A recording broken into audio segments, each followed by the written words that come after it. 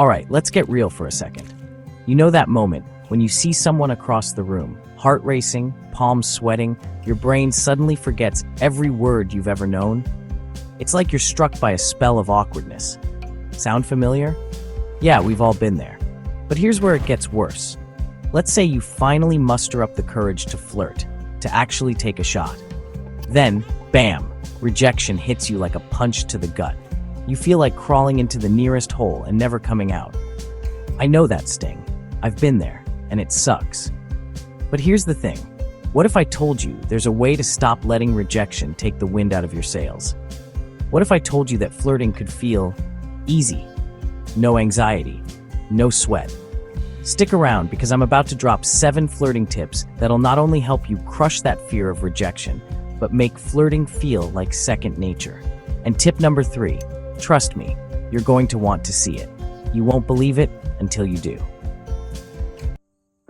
All right, let's get the tough one out of the way. Rejection is not personal. Listen, I get it. When someone isn't into you, it feels like a hit to your ego. But let me ask you this.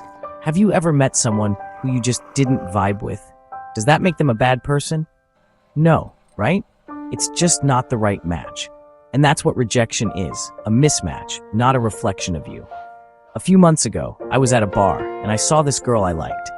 I got the courage to approach her, and she wasn't into it. I could have let that ruin my night, but instead I thought, it's just not my time. So here's a simple but game-changing reframe. Rejection doesn't say anything about you. It's just about the connection, or lack of, in that moment. Ask yourself, what can I learn from this? How can I grow for next time? You see, that's step 1, turning your rejection anxiety into confidence. Next, your body speaks louder than your words. Trust me, you can have the slickest pickup line, but if your body language is off, no one's gonna bite. Imagine this, you're talking to someone, but you're standing with your arms crossed, looking down at your shoes. How does that look? Pretty closed off, right? Now picture this, you approach with a smile, shoulders open, making eye contact, maybe leaning in a little. Suddenly, you're magnetic. A friend once told me, it's not about what you say, it's about how you make people feel. And that stuck with me. You can show confidence without saying a word. Your posture speaks volumes. So what does your body language say about you when you flirt? Are you paying attention? A simple shift could change everything. Tip number 3, start small. Flirting doesn't have to be this high-stakes game. You can practice in low-pressure situations to build up your confidence. Let me tell you a story. A while back, I was at the grocery store, and I saw this guy wearing an awesome t-shirt. Instead of just admiring it from afar, I said, "Hey, cool shirt. Where'd you get it?" We ended up chatting for 5 minutes. Was it romantic? Nope. But did it help me feel comfortable talking to a stranger? Absolutely. Here's the thing. Small interactions like this are a perfect place to practice without the fear of rejection hanging over your head. You'll get more comfortable with every casual chat, and before you know it, flirting with someone you're into will feel way easier. So here's my question for you. What's the most unexpected place you've practiced flirting or building your confidence? Drop a comment below. I want to hear your stories. I'll be reading them all, and you might just get some bonus tips from me and other viewers. Tip number 4, humor. Humor is like a superhero that swoops in to save the day when things get awkward. Picture this.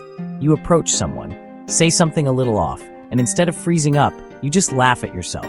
You own it. You make a joke. Boom. Suddenly the tension is gone. A couple of weeks ago, I was at a party and totally tripped over my own feet. Instead of getting embarrassed, I said, well, that's one way to make an entrance. The person I was talking to laughed with me, and boom, instant connection. Humor shows that you're comfortable with yourself, and guess what? People love being around someone who doesn't take themselves too seriously. And here's a bonus. Humor isn't just great for breaking the ice. It's a powerful way to bond. A shared laugh? Instant connection. Now, let's talk about confidence.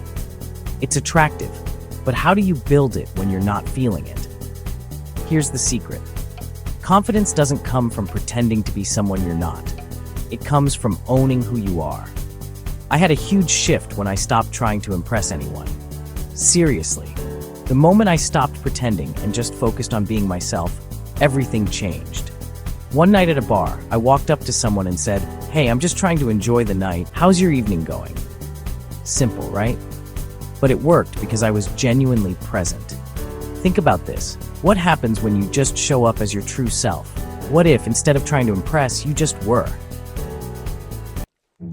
Tip number 6. Don't put all your eggs in one basket. Flirting shouldn't feel like a do-or-die situation. If you focus all your energy on one person, the pressure will kill the vibe. Flirting should be fun, light, and easy. Talk to a few people, keep it chill, and don't get too fixated. A friend of mine once said, "The moment you stop obsessing over one person, you become 100 times more attractive." And you know what? It's true. When you stop treating flirting like an audition, it becomes way more natural. So how do you keep things light? How do you avoid putting all your energy into one person? Drop a comment below. I want to know how you keep the flirting fun.